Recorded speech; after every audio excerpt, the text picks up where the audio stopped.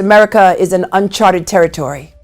We are angrier and more deeply divided than we've ever been at any point in our history since the Civil War. And at the eye of the storm is Donald Trump, ripping families apart, threatening women's most basic rights, and running for Attorney General because I will never be afraid to challenge this illegitimate president. Today, we will prove our other claims. My message is simple. No matter how powerful you are, no matter how much money you think you may have, no one is above the law, dividing us in ways we haven't seen in generations. And it is my responsibility and my duty and my job to enforce it. The law is both powerful and fragile. And today in court, we will prove our case. We've got to stand for our freedom and our Constitution and our democracy. I thank you all for being here. And again, justice will prevail. Thank you. Hey there, guys. Welcome to the channel. You know, I think it was only a matter of time, but CNN has finally moved to the side of Donald Trump. And I'm not talking about in the election or anything other than they're on his side regarding some of these made-for-TV prosecutions against him, as they should be, as all reasonable people should be.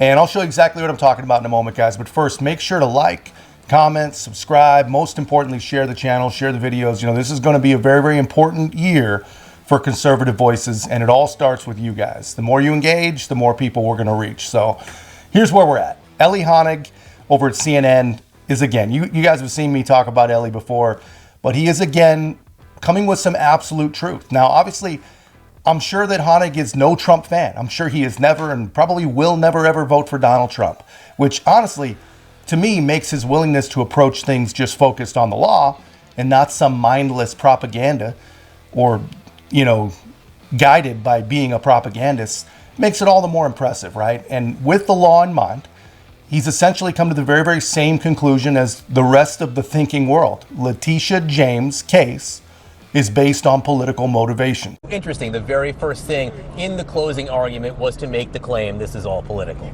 Absolutely. I mean, Ellie, Caroline, weigh in on this as well. I think I scribbled it down. I can't read my own writing. Scribbled it down as Paula was reporting it out. This entire case is a manufactured claim to serve a political agenda. First words out of Chris Kaiser's mouth. Well, two things can be true and are true at once.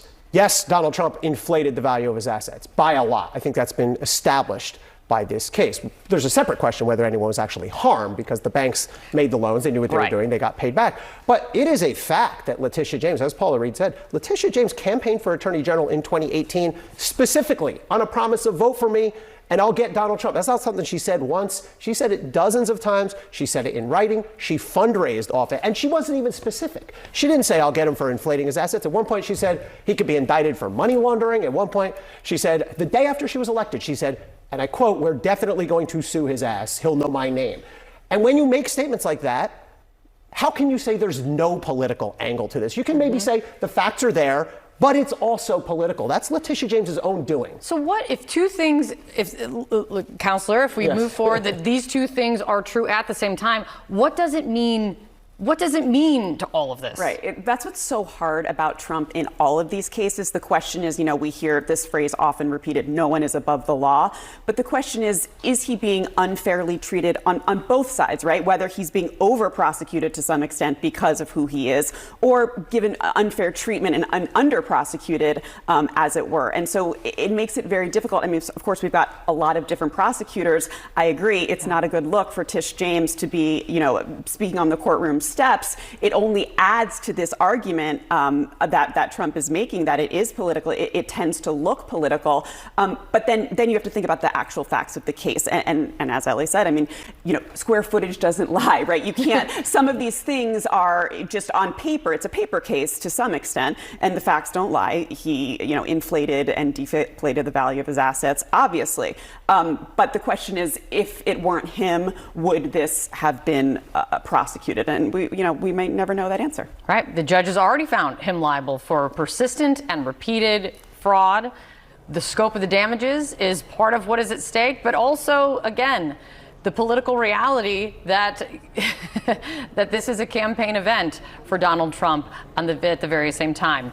Ellie, Caroline, thank you. John, we're going to get right back to John and Paula on the courtroom steps. Paula and John, they're getting all. Yeah, so you guys see that, man. I mean, no matter how much you hate Trump, no matter how much you may want to see the guy absolutely rot in hell or rot in jail, no matter what side you're on, you cannot live in a free country when you have politicians vowing as their campaign platform to destroy a person.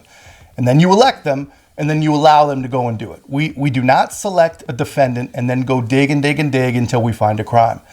That goes against everything the Constitution lays out in the Fifth Amendment, probably goes against the Fourth Amendment as well. And I don't know, I bet it violates things we haven't even thought of. But due process and the fruit of the poisonous tree, there's no doubt that those are violated here. Pretty amazing stuff. You know, any reasonable person sees exactly what is going on.